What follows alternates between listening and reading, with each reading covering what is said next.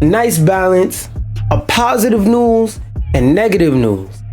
And this news, for me personally, I feel like it's a bit on the negative side, because even though I do have my complaints about Sparking Zero, I don't want Sparking Zero to have any type of nerfs and buffs at all, period, whatsoever. But the simple fact is, I think they should keep this game simple. I think they should keep this game broken. Part of the thing that people love about Sparking Zero is that the game has always been, is designed to be, and will always be very crazy, will have very crazy balance and be all over the place. Like things like not being able to properly hit the big characters is a very unbalanced idea in its principles. So for me to hear news that there's gonna be patch notes and patch updates for this game, I don't like it. Dragon Ball Sparking Zero is about to nerf one of its most OP powers. As the name of the article and the picture in the article implies, one of the most overpowered characters in the game currently is Yajarobe. The reason for that is basically Yajarobe has a move, not even basically, Yajarobe literally has a move that even though it costs 5 bars a key, even though it costs 5 skill points, 5 bars a key and 5 skill points, it puts him back at 100% health. It restores his health completely and takes away any debuffs he has on him. Now, I personally do understand in a competitive way how that could be very funky, but what is one thing I always say when it comes to these competitive fighting games, and now that my old channel got unclapped, y'all could go back and see all the stuff I said. I love competitive fighting games. Don't get me wrong. I will never stop loving competitive fighting games. But sometimes you developers need to stop listening to the fucking figures of the community and listen to your philosophies and your design principles. Because I have seen time and time again multiple games go through what Helldivers went through. Is just Helldivers wasn't a fighting game and it went outside of the FGC community, but go through what Helldivers did. They'll nerf and change everything to the point to where the casuals don't like it and the hardcores don't like it. That's what I hope doesn't happen with this game.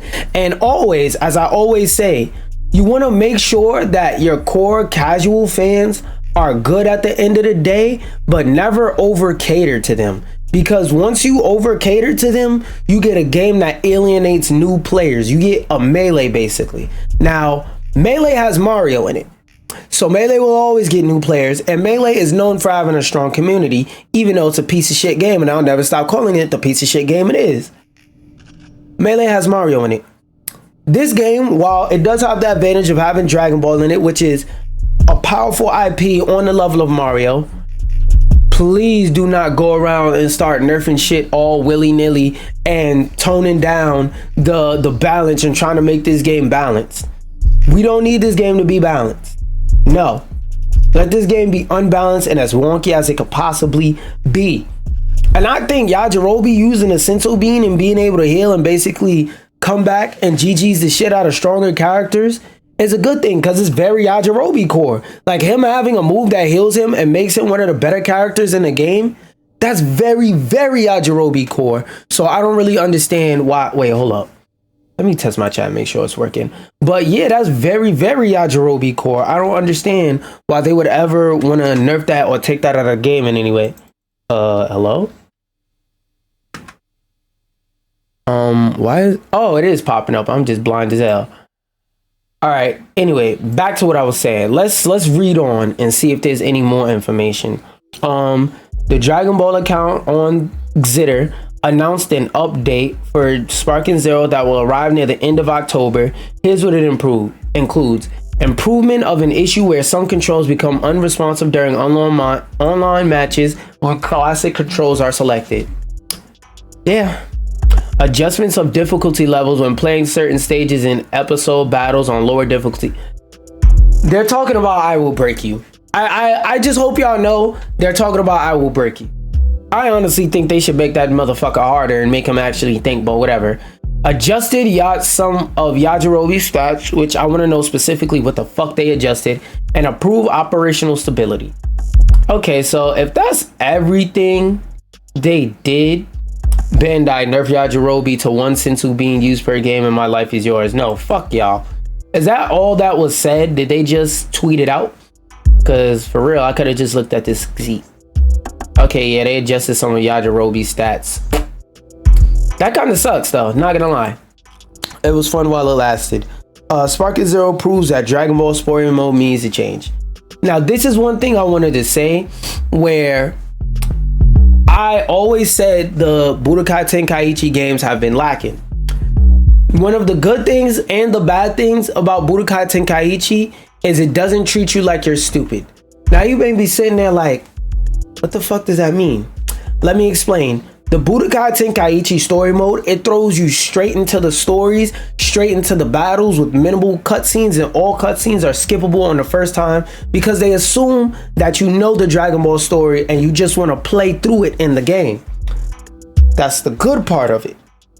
The bad part of it is that the story mode in this game and these games tend to be lazy. They tend to just retell everything that happened in the TV show beat for beat with no changes. Now, I will admit, they did try to change up the formula a bit with the what if scenarios, but at first, I thought the what if scenarios didn't work because they never explained in the game. You gotta beat the match, you gotta beat the character in the match in a certain amount of time to be able to get the what if, number one. And number two, I've seen a couple of the what ifs, and a lot of them are just still shots of people doing like this, going like this, literally screenshots, and then game closes. I mean, not game closes, but like that set of cutscenes closes, ends, and you just go to the gameplay.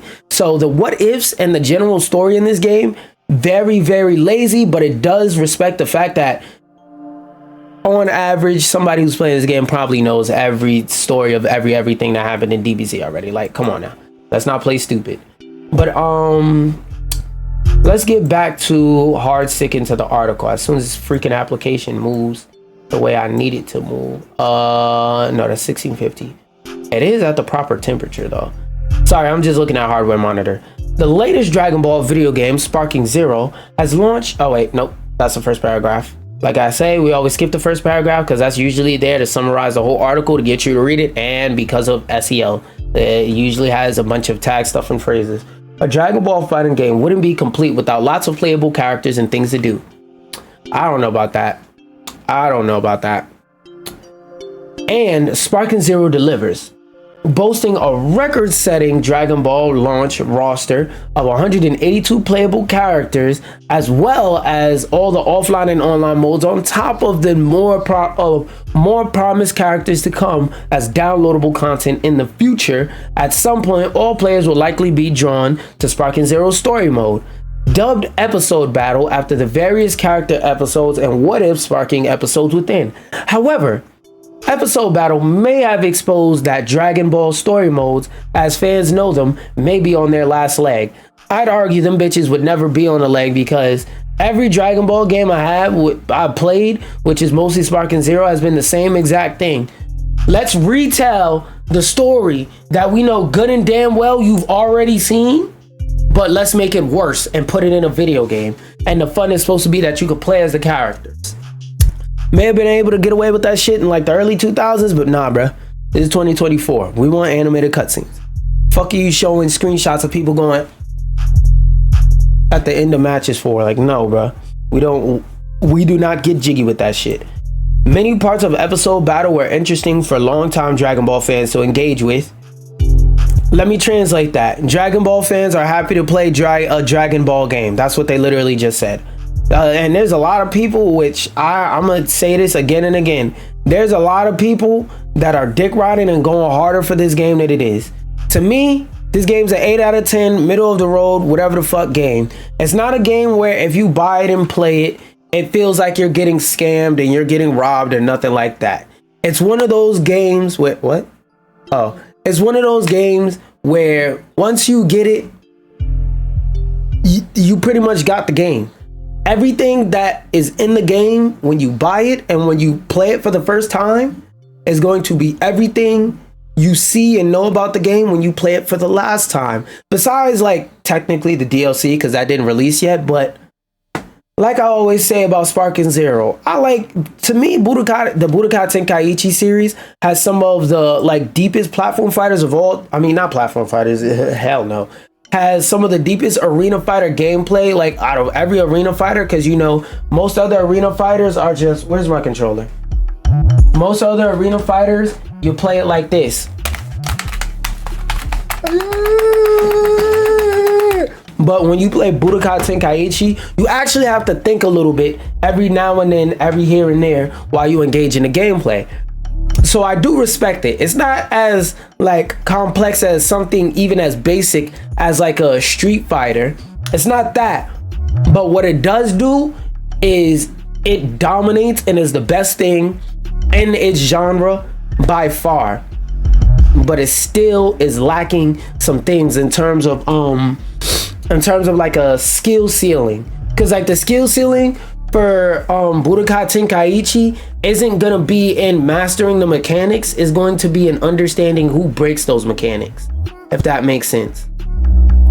Like, most of the skill in this game is gonna be in trying to abuse how bad the game's engine is, because the engine this game runs on is held together with toothpicks and glue. Many parts of player performance battles can also cause minor swerves, blah blah blah. They tease to tend to stand out, Still, even prompting a small change by performing well in a fight can feel satisfying. I would disagree with that. Episode battle should be the last vanilla Dragon Ball story mode. Again, this is something I've been saying. If you're not gonna write original stories, or if you're not gonna, like, add to the Dragon Ball lore or do something interesting with the Dragon Ball lore, we just don't include a story mode. We can go watch the animes anywhere for free if we sail the 7 seas. So it's like either that or we already seen all of the shit. Do something different. Number one. Number two, nah, I agree. This should be the last vanilla story mode. Outside of the sparking episodes and occasional highlight moments, episode battle often feels like a recap slideshow. Emphasis on the slideshow, because, like, if they were fully animating these scenes and, like, they were fully reanimating every single like non-fight scene in DBZ, like a lot of the major scenes and the major takedowns, like when Goku throws a spirit bomb at the Great Ape or something like that, instead of Goku just standing, oh sorry, you supposed to be over there so I can step back and do that. Still sorry though, but you are supposed to be over here. Instead of Goku actually, like, I don't know, like them animating Goku do this and throw the spirit bomb, Goku just stands there like this. You hear a voice actor in the studio going as hard as possibly be, like renters do, going ah, while Goku's like this. Then the next frame is like this. Then the next frame is the Great Ape doing this. Like, it's 2024. Animate the scenes. Like the style of the game and the cell shaded style really really complements the way that Dragon Ball and Dragon Ball Z in general look. So it's like, yo, just take you don't even have to come up with a new story, a good story, none of that.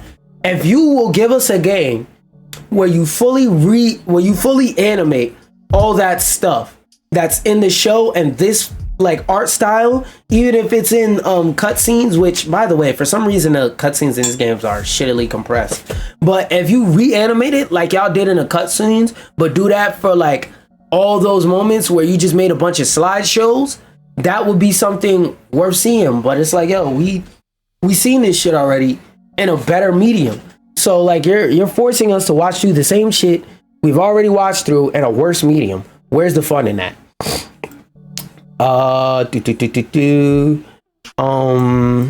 It doesn't help that this approach still cuts huge swaths out of the original story out. That's another thing. That's part of the I agree. Like, they respect your intelligence.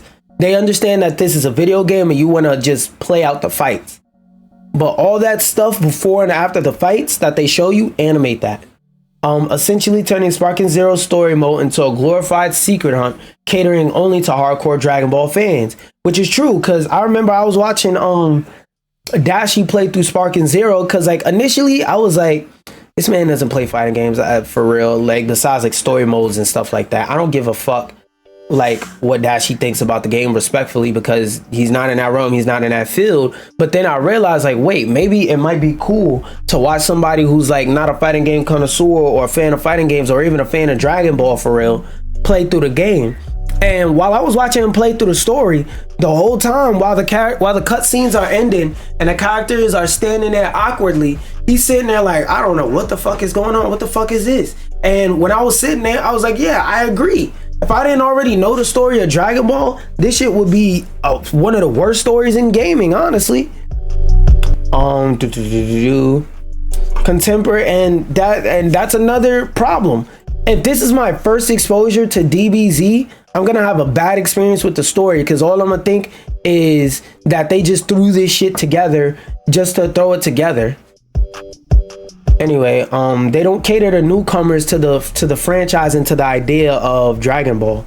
That's not a problem with contemporary Kakarot though, replicating Dragon Ball's story, but that's a single player game. But that just makes Sparking Zero's retelling of Dragon Ball look even more route and underwhelming. Not really.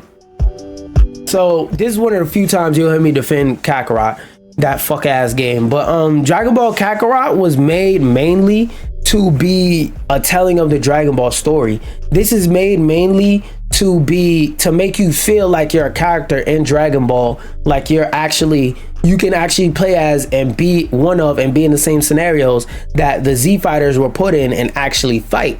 So I would expect Kakarot, a story focused game, to have a better story than what is mainly supposed to be a fighting game. What Dragon Ball games need to change about their stories? Skipping that paragraph. The next DB game should explore uncharted territory. I agree. Fortunately, a couple of solutions are already present. Xenoverse 2 has been steadily producing what if DLC campaigns, and the new game should borrow its notes. Sparking Zero, they should make it, instead of making you go back through the story all over again, they should make it to where you could go through and select the episodes and stuff and the fights that you want to go through, and just make it so that instead of I gotta beat this person with an invisible timer that I'm never told about, and that I have to basically just guess and figure out or hope that somebody else tells me, instead of y'all, the developers of the game, either telling me it through a pop-up or in a manual, which I miss manuals for fucking fighting games, because this is some shit that will go in a cool looking ass manual. But before I get on my manual rant, back on my point. Make it so that whenever there's a what if I select that what if, you just let me beat the fight, and then after I beat the fight, I just get the what if cutscene. Because why let me choose the what if cutscene if there's a great chance I'm not gonna see it? You know, it just makes it feel like, well, what the fuck are these decisions? They don't mean anything. You gotta tell people the mechanics of your game in order for people to enjoy them a lot of the time. Now, there are some times where you don't have to tell people the mechanics in order for them to enjoy it, but this is one of those times where you do. Dragon Ball Super's anime and manga, as well as Dragon Ball Daima, which is coming out, I'm gonna watch that probably, still haven't been the main focus of a game, and could be a jumping off point to explore new game genres. After Sparking Zero, blah blah blah blah blah. Yeah, Sparking Zero, Dragon Ball, no, because y'all been wilding with the fucking ads recently. But yeah, I think what Sparking Zero, like in the next game, because I think it's pretty much too late for this game in terms of like them adding anything, because they're making so much money off this game. They have no real reason to give a fuck other than if they feel like improving this game out the kindness of their heart, which knowing bitch Namco, they're probably not. Anyway, now that we're done talking about a fake ass arena fighting game, even though it's a good arena fighting game, it's nowhere near as mechanically rich as Shiden 8.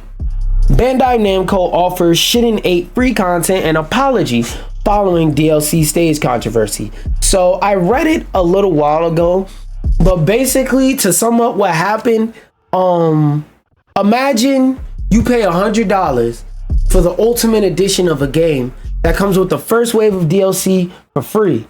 And then imagine that you paid so that all these DLC characters and stages you get for free. Well, I mean, you paid early, but You know what I mean when I say it for free. For free as soon as they come out, right?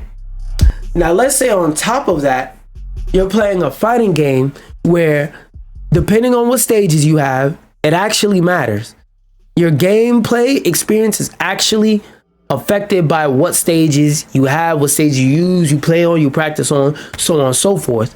Then imagine with one of the characters, oh shoot, I didn't even notice how much over it was. There we go. Then imagine with one of the characters that's supposed to come in the DLC pack that you paid for ahead of time, they add a stage with it. And you're thinking, oh, cool. The last 2 times they gave us a character and a stage. We got the character and we got the stage with no additional cost. But then they said, oh, no. This time, additional cost for the stage. We told you that you was going to have to pay for the stage, but we put it in the fine print. How would you feel? You'll feel insulted, correct? A lot of the Tekken fan base felt extremely insulted when this happened. And also another thing that's been happening that's been bad with Tekken is there's been a lot of post-game monetization. So what that means basically is when Tekken first came out, there was no battle pass in it. There was no in-game purchasable currency or anything of that sort.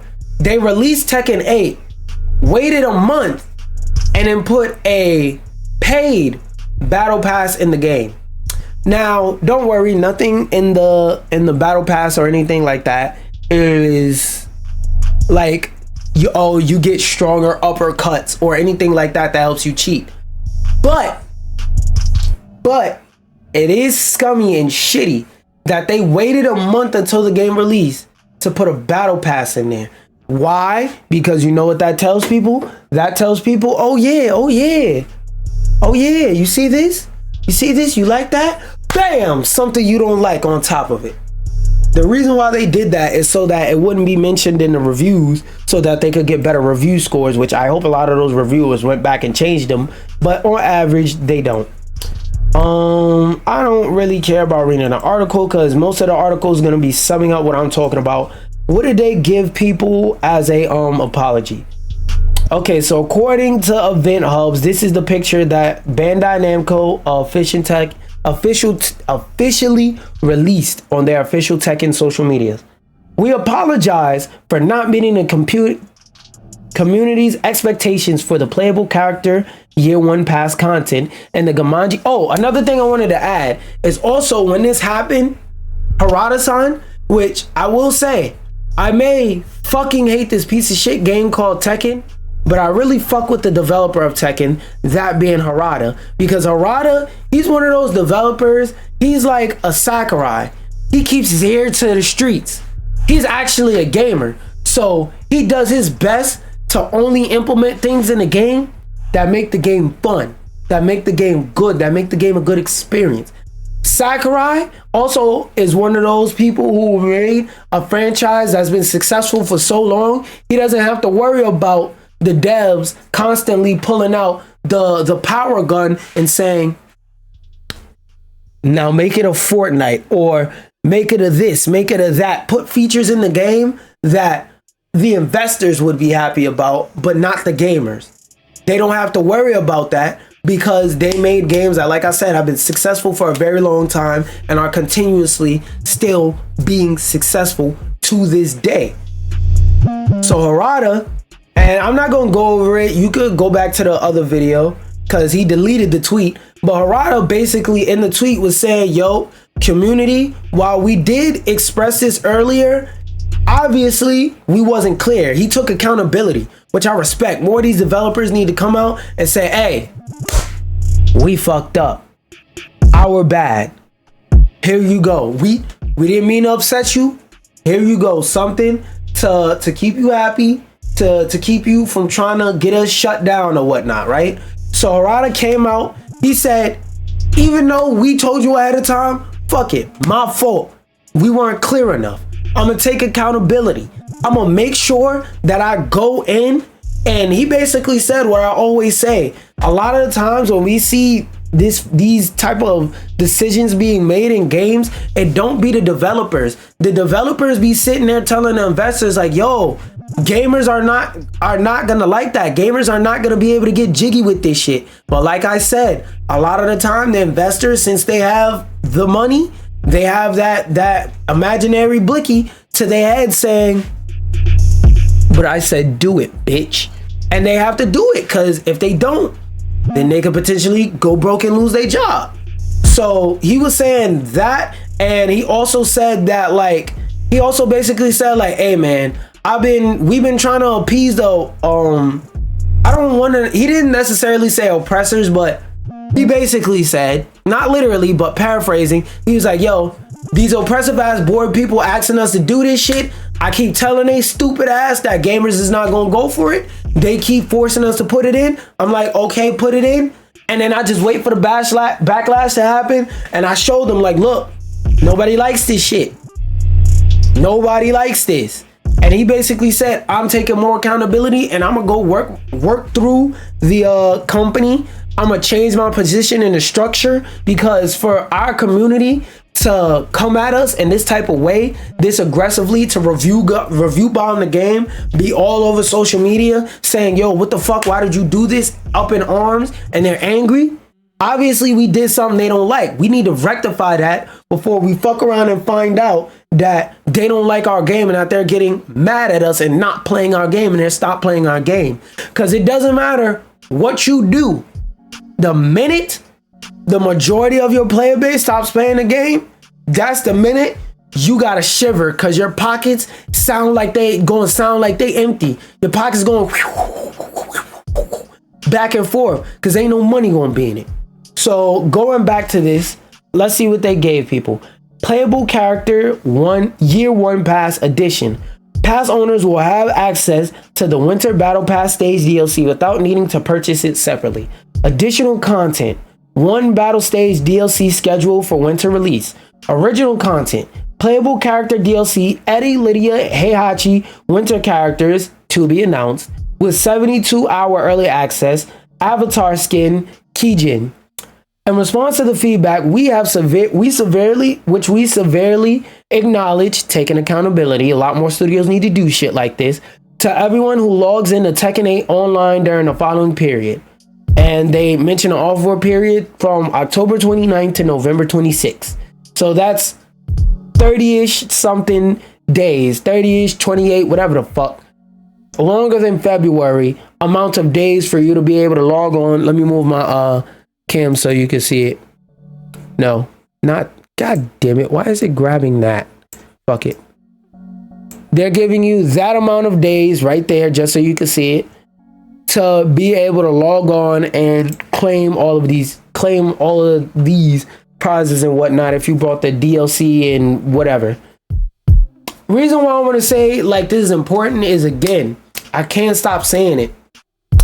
Not only is it great that they're taking accountability, another thing that a lot more people who play games need to realize is bullying works.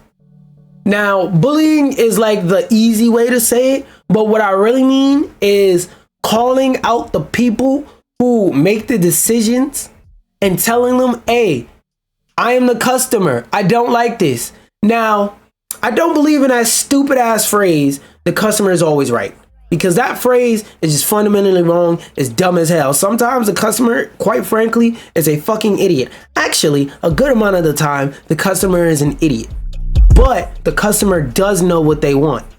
That will never not be true. The customer does always know what they want. In this situation, we as a community, gamers need to realize, yo, you have power. You can put down the game and pick up a different game. Like, look guys, I know a lot of you, and if it doesn't fly for you, it doesn't apply for you. Get me? See how I have this game in my hand and I have this game? Wait. Oh wait, actually it's better to show this cover.